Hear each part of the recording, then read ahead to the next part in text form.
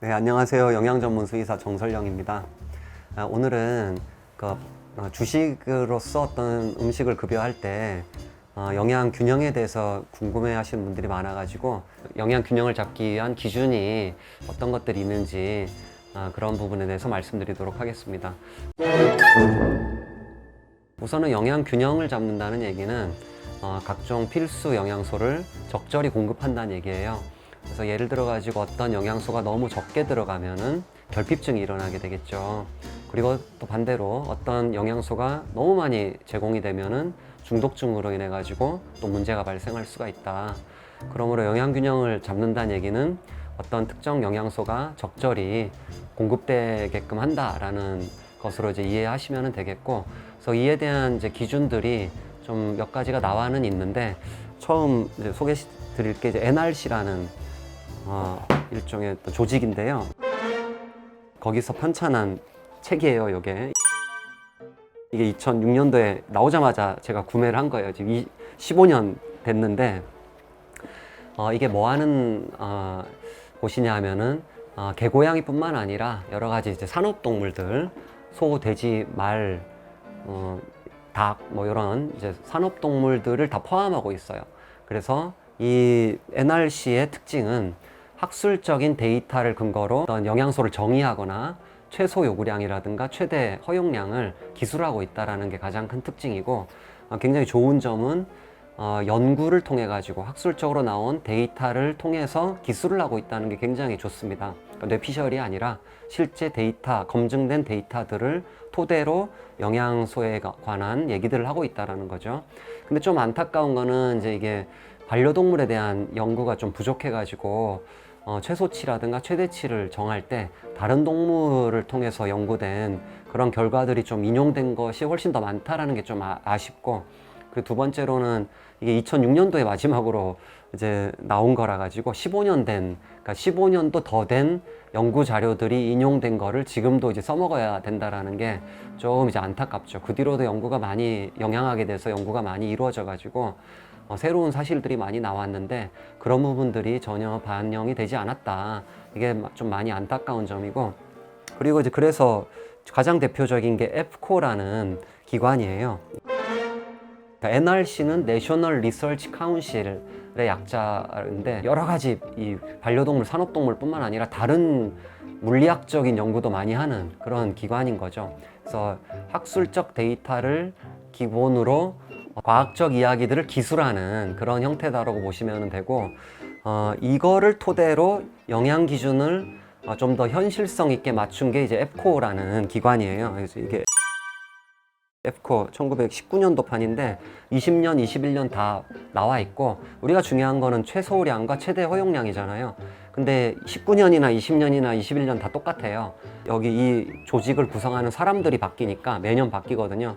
그 사람들의 명단이 이제 바뀌니까 매년 개정하는 것이다라고 보시면 되는데, 어쨌든 이거는 이제 여러분들 구글 가셔가지고 여기 에프코 치시고 뭐 PDF 이렇게 치시면은 최소량 최대량이 기술되어 있는 그런 표를 다운받으실 수가 있어요. 여기 보시면은 건조물 기준으로 예를 들어 칼슘은 자견에서는 1.2% 이상, 성견에서는 0.5% 이상 뭐 이런 식으로 하는 게 좋겠고, 맥시멈으로는 뭐 자견은 1.8% 이하, 성견은 2.5%, 소형견, 성견은 2.5% 이하 뭐 이런 것들이 얘기가 나와 있거든요. 이걸 보시면 좀 참고가 된다. 그럼 이 앱코에서 기술하는 여러 영양소의 최대량, 최소량의 기준은 어디서 왔느냐? 주로 이제 NRC에서 왔다고 보시면 돼요. NRC는 연구 기반이고, 이 연구 기반을 토대로 앱코가 좀 더 사료회사들로 하여금 균형을 좀 더 잘 맞출 수 있게끔 이런 이제 제안을 했다라고 이해를 하시면 되고, 우리가 이제 봐야 될 거는 최대량과 최소량인 거죠. 단백질의 최소량은 성견은 18%, 자견은 22%, 성묘는 26%, 자묘는 30% 뭐 이런 식으로, 그렇게 이제 어떤 영양소가 최소 얼마 이상, 최대 이만큼은 넘기지 말자라고 하는 게 이제 나와 있다라는 게 이제 앱코다. 근데 이제 문제는 앱코도 단점이 있어요. 어떤 단점이 있느냐? NRC처럼 너무 오래된, 좀 자료들이 오래된 것들을 아직까지 적용하고 있다는 게 좀 단점이기도 하다. 또 이제 예를 들어 필수 영양소인 오메가3가 강아지에서는 좀 빠져 있다라는 거, 최소량이 좀 빠져 있다라는 게 좀 문제고, 그리고 이제 최대 허용량이 모든 영양소에 있어야 되는 부분인데 거의 다 빠져 있어요. 단백질은 최대 허용량이 의미가 없다라고 이제 보는데 칼슘, 인 등은 있는데 뭐 이런 철구리, 망간, 아연 이런 이제 미량 미네랄이라든가 비타민 같은 경우도 비타민 E가 뭐 옛날엔 있었는데 지금 이제 빠졌고 뭐 이런 식으로 빠진 것들이 많아요. 그렇기 때문에 아직은 완벽하지가 않다. 하지만 지금 나와 있는 것 중에서는 그나마 좀 믿을 만하다. 좀 F4에 있는 기준은 그래도 최소한 우리가 따르는 것이 영양 균형을 맞추는데 그나마 좀 도움을 줄 수 있지 않겠느냐라고 이제 생각을 한다라는 거고, 제가 보기에 문제 중에 하나가 너무 그 최소 요구량에 맞추려고 하시더라고요.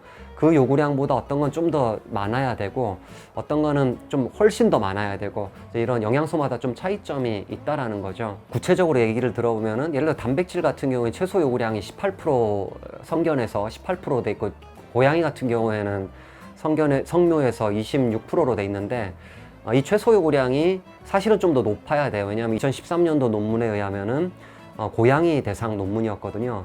앱코의 최소 기준인 26%의 단백질을 제공했더니 근육량이 좀 소실되더라, 근육량이 좀 빠지더라 라는 문제가 좀 제기가 됐었죠. 조금 개정돼야 될 필요가 있다. 하나하나 살펴보면은 단백질의 양을 18%, 19%, 20%가 아니라 한 30%, 40%, 50% 이렇게 늘렸어요. 그러면은 단백질을 먹으면 그게 아미노산으로 변화돼 가지고 흡수되는 거니까 그 앱코 기준에 아미노산 기준도 있거든요. 단백질의 양을 충분히 섭취하게 한다면은 아미노산 기준은 여러분들 별로 보실 필요는 없는 거예요. 이미 단백질이 충분하기 때문에 아미노산도 충분히 제공이 된다라는 거죠. 그리고 이제 필수 지방산 같은 경우 오메가3, 6는 반드시 여러분들께서 앱코 기준 이상 급여를 하셔야 된다라는 거고, 그리고 이제 비타민하고 미네랄 같은 경우도 좀 충분히 제공이 돼야 되는데 예를 들어 가지고 비타민 E의 경우 성견의 경우 1kg 건조물 기준으로 50IU가 최소 요구량인데 그게 사실 굉장히 적은 양이거든요.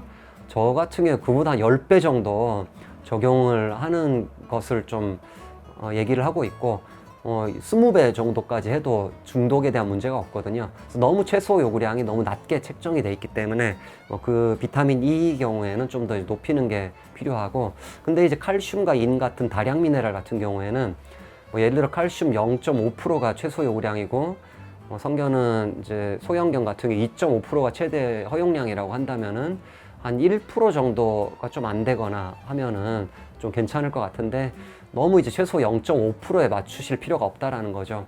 강아지 유튜브 먹방도 좀 있던데 생닭을 주시는 경우도 있는데 그때 이제 뼈가 굉장히 많이 섭취돼 가지고 너무 많이 섭취되는 경우에 좀 문제가 됩니다. 특히 자견 같은 경우에 굉장히 큰 문제가 되고 이제 그 식도 파열을 일으키는 문제도 있기 때문에 주시는 거는 좋아요, 뼈를. 근데 이제 굉장히 용량에 조심해야 되고 그걸 좀 갈아가지고 줘야 되는 영양소인데도 과량에 대한 문제 또는 물리적 문제, 식도 손상의 문제가 생길 수 있기 때문에 조심해야 된다.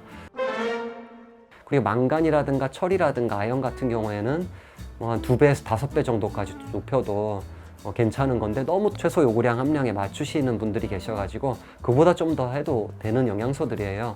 제가 드리고 싶은 말씀은 너무 최소 요구량에 너무 맞추실 필요가 없다라는 거예요. 약간 최소 요구량을 좀 충분히 상회해도 되는 영양소들이 있다라는 거죠. 그리고 필요에 의해서 굉장히 좀 늘려줘야 되는 영양소들이 있다. 예를 들어 비타민 D 같은 경우도 마찬가지인데 저는 거의 앱코 기준 맥시멈 수치에 맞추려고 해요. 왜냐하면은 그 뒤에 또 연구된 게 앱코 기준 맥시멈보다 훨씬 더 비타민 D의 용량을 급여량을 높였는데도 중독 문제도 안 나타나고 오히려 그렇게 했음에도 혈중 농도가 충분히 올라가지 않았다라고 보고한 논문도 있거든요. 그러므로 아마도 제가 볼 때는 좀 개정돼야 되지 않느냐. 2006년도 이후에도 연구 논문들이 많이 나왔으니까 그에 맞춰가지고 좀 상향해야 될 건 좀 상향해야 된다. 또 없던 것들을 다시 또 만들어야 된다 하는 그런 부분들이 좀 있다라는 거죠. 어쨌든 여러분들께서 그 앱코 기준을 다운 받으셔가지고 구글에 있으니까 하나하나 이제 영양소마다 살펴보시면서 좀 그 영양소별로 이렇게 공부해 나가는 것들이 좀 필요할 거다라고 보고 있고, 차후에 제가 유튜브를 하면서 필요한 영양소에 관련된 정보들도 제공해 드리려고 해요. 마지막으로 이 이런 기준들이 지금도 많이 쓰고 있지만은 좀 속히 새로운 연구들이 적용된 결과들이 반영돼 가지고 새롭게 개정된 심판들이 좀 이제 나와줬으면 하는 바람입니다. 네, 감사합니다.